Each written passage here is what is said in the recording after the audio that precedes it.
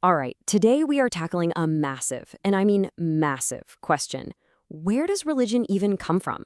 We're going to trace its story all the way from a basic survival instinct to the complex systems that shape, well, everything about our world today. So let's just jump right in with a big one. The question that's really at the heart of all this. Is belief, in gods, spirits, some kind of higher power, is that something we just learn? Or is it actually wired right into our brains, a fundamental part of our human hardware? Okay, to really wrap our heads around a topic this huge, we're going to use a single, really powerful metaphor throughout this whole thing.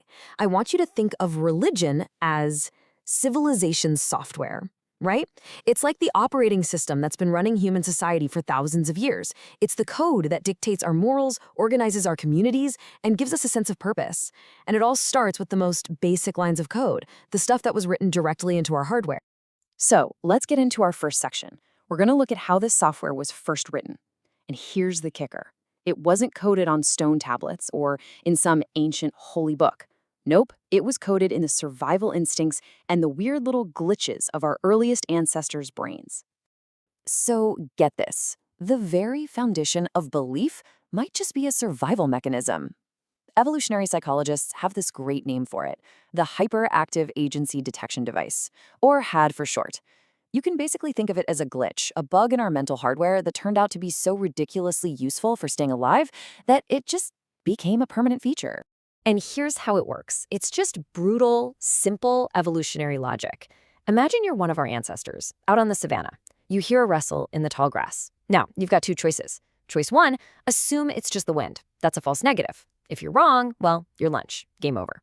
Choice two, you assume it's a lion. A false positive. If you're wrong, what happens? You just waste a few calories sprinting away. No big deal. So which brain gets to pass on its genes? The paranoid one. Natural selection basically hardwired us to see agents, to see intention everywhere. And that was the very first line of code for belief. Okay, so this basic programming, right, seeing spirits in the wind, seeing agents hiding in the shadows, it eventually led to something so revolutionary it literally built the world we live in. For centuries, the story we told ourselves was simple. First, we invented farming, then we built cities, and then we built big fancy temples. Makes sense, right? Well, one incredible archaeological discovery completely blew that story out of the water, turned it right on its head. I want you to take a look at this place. It's called Göbekli Tepe, and it's in modern-day Turkey. And it is ancient. We're talking thousands of years older than Stonehenge, thousands of years older than the Great Pyramids. But here's the truly mind-bending part. It wasn't built by settled farmers living in some big city. It was built by hunter-gatherers. Nomads. Yeah, what's really incredible here is what the archaeologists didn't find. They found these gigantic, intricately carved stone pillars, but no houses, no cooking fires, no signs of anyone actually living there. This was a cathedral without a city. It was a pilgrimage site, a sacred meeting place for wandering tribes. This led the lead archaeologist, a guy named Klaus Schmidt, to a conclusion that is just staggering. It completely flips the script. Think about it.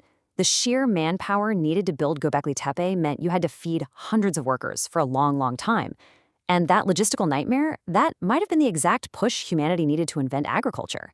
So religion wasn't some afterthought of civilization. It was the killer app that got the whole project of civilization started in the first place. Okay, so societies are up and running on this early software, but now the world was ready for a major global update. And what's wild is that in a pretty short window of time, all across the planet, humanity's religious operating system got this massive, radical upgrade. Historians call this period the Axial Age. So over in the Middle East, you see this absolutely radical idea pop up in the Hebrew tradition, a single universal God. And this God wasn't so concerned with fancy rituals or animal sacrifices. No, this God cared about justice, about compassion, about how people actually treated each other. At the same time, halfway across the world in India, you have thinkers like Siddhartha Gautama, you know him as the Buddha, who turned the whole thing inward. They started to reframe religion completely. It wasn't about pleasing gods out there somewhere. It became a kind of technology for understanding your own mind, for ending your own suffering, and for breaking free from the cycle of rebirth. And then you've got China, which at the time was going through a lot of political chaos. Philosophers like Confucius came along and developed systems that were all about restoring social order and harmony. For them, the path to what you might call the divine wasn't looking up at the heavens, it was right here on earth. It was about proper conduct, respecting your family, and building an ethical society.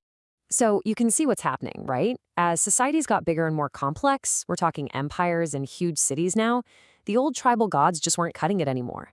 People needed a new moral framework to handle life in these giant anonymous worlds. And so you see this amazing pivot happening all over the planet. Religion shifts from trying to please some local god in the sky to focusing on the inner moral transformation of the individual. This was basically humanity's spiritual operating system 2.0. And you could argue it's the software a lot of us are still running on today.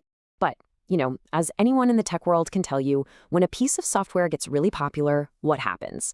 People start tweaking the code. They create their own versions. The software forks. And that's exactly what happened with these new religious operating systems. They began to split into different and often competing versions. In the year 1517, this number right here, 95, it changed the world. This represents the 95 Theses. It was a list of grievances, really, that a German monk named Martin Luther famously nailed to a church door. You could think of it as a massive bug report on the corruption within the Catholic Church. And that one act triggered the Protestant Reformation, which split Western Christianity right in two, forever. In Islam, a major split happened almost right away, just after the Prophet Muhammad's death. And it all boiled down to one simple but incredibly profound question about who should lead next. Should the leader be chosen by the community based on who's most qualified? Or should leadership stay within the Prophet's own bloodline? That single disagreement is what created the Sunni and Shia divide, a theological and political fault line that, honestly, still shapes global events to this very day.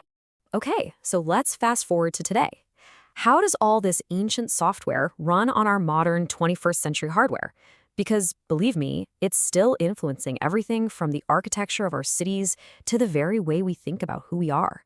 The original source code of religion is it's embedded everywhere in our civilization. It's in our legal systems. Ideas about justice, about swearing an oath, they have deeply religious roots. You can see it literally carved into the stones of our greatest buildings, which were engineered specifically to make you feel small and create a sense of awe. And of course, we can't ignore that it's also been used as a powerful justification for some of the absolute worst conflicts in human history. And yet, things are changing, and they are changing fast. Right now in the West, the fastest growing demographic is the nones, people with no religious affiliation at all. But look at that huge slice right there in the middle. A third of people now say they're spiritual but not religious. It's like they're rejecting the big, old, established operating systems, the Windows and Mac OS of belief. But they're still searching for meaning. So what do? They're basically building their own spiritual playlists, mixing and matching beliefs to create personalized apps that work for them. And that brings us to the individual. Because this software, it's a real double-edged sword. It can be medicine and it can be poison.